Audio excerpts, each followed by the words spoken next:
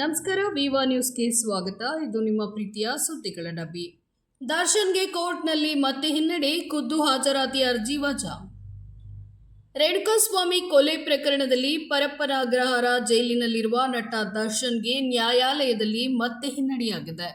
ವಿಚಾರಣೆ ವೇಳೆ ನ್ಯಾಯಾಲಯಕ್ಕೆ ಖುದ್ದು ಹಾಜರಾಗಲು ಅನುಮತಿ ಕೋರಿ ದರ್ಶನ್ ಸಲ್ಲಿಸಿದ ಅರ್ಜಿಯನ್ನ 57ನೇ ಸಿಸಿಎಚ್ ನ್ಯಾಯಾಲಯದ ನ್ಯಾಯಾಧೀಶರಾದ ಸುಜಾತಾ ಎಂ ಸಾಂಬ್ರಾಣಿಯವರು ವಜಾಗೊಳಿಸಿದ್ದಾರೆ. ಪ್ರಾಸಿಕ್ಯೂಷನ್ ವಾದವನ್ನ ಪುರಸ್ಕರಿಸಿರುವ ನ್ಯಾಯಾಲಯ ವಿಡಿಯೋ ಕಾನ್ಫರೆನ್ಸ್ ಮೂಲಕವೇ ವಿಚಾರಣೆ ನಡೆಸುವಂತೆ ಆದೇಶಿಸಿದೆ. ವಿಡಿಯೋ ಕಾನ್ಫರೆನ್ಸ್ ಮೂಲಕ ವಿಚಾರಣೆ ನಡೆಸಿದರೆ ಆಡಿಯೋ ಹಾಗೂ ವಿಡಿಯೋ ಗುಣಮಟ್ಟದ ಸಮಸ್ಯೆ ಎದುರಾಗಬಹುದು. ಇದರಿಂದ ಸಾಕ್ಷಿಗಳ ಪಾಟಿ ಸವಾಲು ನಡೆಸಲು ಅಡ್ಡಿಯಾಗಬಹುದು.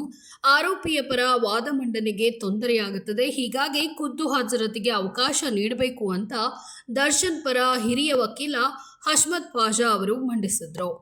ಪ್ರಾಸಿಕ್ಯೂಷನ್ ಪರ ವಾದ ಮಂಡಿಸಿದ ವಿಶೇಷ ಸರ್ಕಾರಿ ಅಭಿಯೋಜಕ ಪ್ರಸನ್ನ ಕುಮಾರ್, ದರ್ಶನ್ ಕೋರ್ಟ್ಗೆ ಖುದ್ದು ಹಾಜರಾದರೆ ಅಪಾರ ಸಂಖ್ಯೆಯಲ್ಲಿ ಜನ ಮತ್ತು ಅಭಿಮಾನಿಗಳು ಜಮಾಯಿಸುವ ಸಾಧ್ಯತೆ ಇದೆ. ಇದರಿಂದ ನ್ಯಾಯಾಲಯದ ಆವರಣದಲ್ಲಿ ಜನದಟ್ಟಣೆ ಹೆಚ್ಚಾಗಿ ಉಸಿರುಗಟ್ಟುವ ವಾತಾವರಣ ಸೃಷ್ಟಿಯಾಗುವುದರ ಜೊತೆಗೆ ಭದ್ರತಾ ಸಮಸ್ಯೆ ಎದುರಾಗುತ್ತೆ. ಪೊಲೀಸರು ಇಡೀ ದಿನ ಬಿಗಿ ಬಂದೋಬಸ್ತ್ ಮಾಡಬೇಕಾಗುತ್ತೆ. ವಿಡಿಯೋ ಕಾನ್ಫರೆನ್ಸ್ ಮೂಲಕ ಯಾವುದೇ ಗೊಂದಲವಿಲ್ಲದೆ ಸುಗಮವಾಗಿ ವಿಚಾರಣೆ ನಡೆಸಬಹುದು ಅಂತ ಪ್ರತಿವಾದವನ್ನು ಮಂಡಿಸಿದ್ದಾರೆ.